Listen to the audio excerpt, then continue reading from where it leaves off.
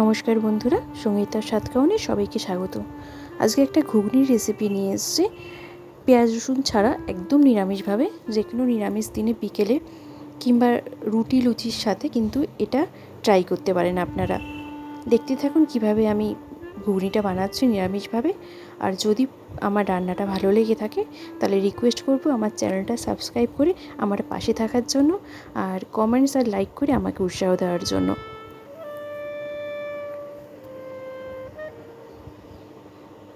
মটরগুলো আমি আগের দিন রাতে জলে ভালো মতন ধুয়ে ভিজিয়ে রেখেছিলাম, আবার সকালবেলা উঠে আমি খুব ভালোভাবে ধুয়ে নিয়েছি।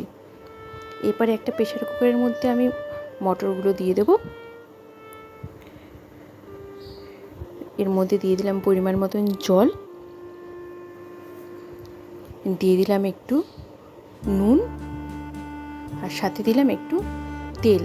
তেল দিলে ওপর থেকে মানে সিটি পড়ার সময় ওপর থেকে যে জল বেরিয়ে যায় সেই জিনিসটা বেরোবে না, আর কুকারটাও খুব ভালো মতন মানে গায়ের থেকে ছেড়ে যাবে, ওই ফেনা উঠে নোংরাটা হবে না। এবারে একটা মশলা আমি ভেজে নিচ্ছি শুকনো কড়াইতে। এর মধ্যে আছে জিরে, তেজপাতা, শুকনো লঙ্কা, লবঙ্গ, একটু দারচিনি আর 2-3টে গোলমরিচ। তারপরে আমি একটা মশলা রেডি করে নিচ্ছি। এর মধ্যে দিয়ে দিয়েছি একটা টমেটো, আদা আর 2টো কাঁচা লঙ্কা। এটা আমি খুব ভালো মতন পেস্ট করে নেব।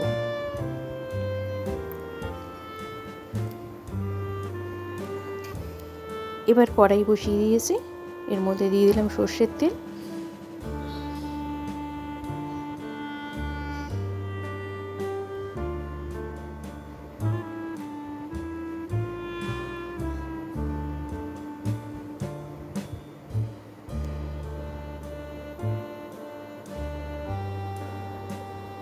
তেলটা গরম হওয়া পর্যন্ত ওয়েট করব।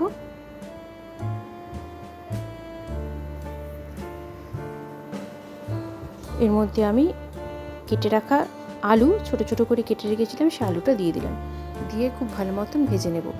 সাথে দিয়ে দিলাম নুন,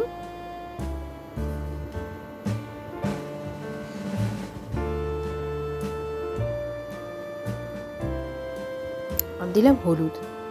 এবার খুব ভালো মতন আমি আলুটা ভেজে নেব।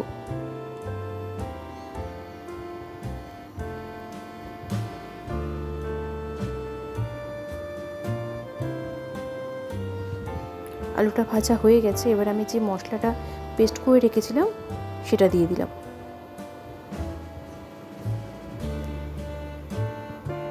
সাথে অ্যাড করলাম গুঁড়ো মশলা, তার মধ্যে জিরে গুঁড়ো,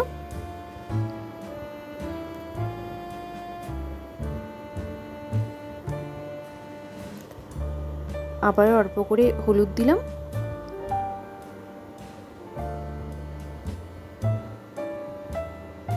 আর একদম অল্প করে লঙ্কা গুঁড়ো দিয়ে দিলাম, যেহেতু কাঁচা লঙ্কা দেওয়া আছে আগে। এবার এই মশলাটার সাথে আলুটা খুব ভালো মতন কষে নেব।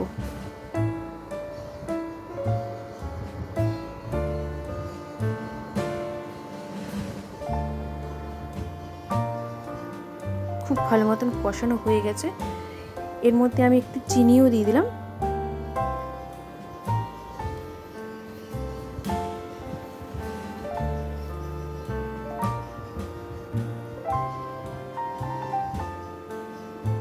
দিয়ে দিলাম নুন।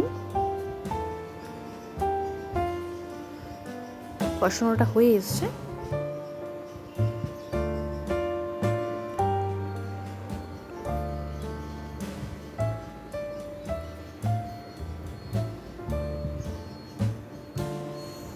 এবারে সেদ্ধ করে রাখা মটরটা আমি এর মধ্যে দিয়ে দেবো।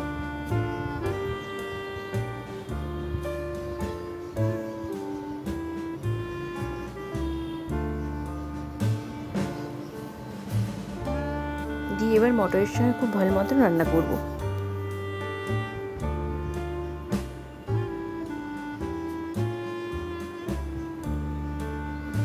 এর মধ্যে কিন্তু কোনো জল পড়বে না, মটর সেদ্ধর সঙ্গে সামান্য যে জলটা ছিল সেই জলটা এর মধ্যে অ্যাড হয়েছে। মিডিয়াম টু লো ফ্লেমে রান্না হচ্ছে।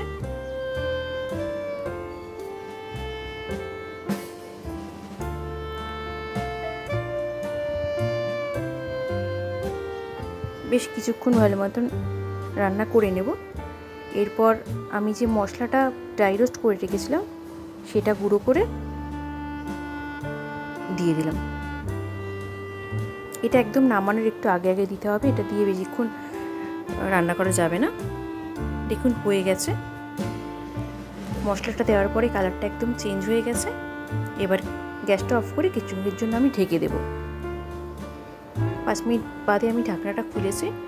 দেখুন এরকম টাইপের দেখতে হয়েছে। যদি আপনাদের আমার রান্নাটা পছন্দ হয়, ভালো লেগে থাকে, তাহলে আমার চ্যানেলটা সাবস্ক্রাইব করে আমার পাশে থাকবেন আর আমাকে উৎসাহ দেওয়ার জন্য একটা কমেন্টস আর লাইক করে দেবেন। আর এতক্ষণ আমার সাথে থাকার জন্য আপনাদের অনেক অনেক ধন্যবাদ।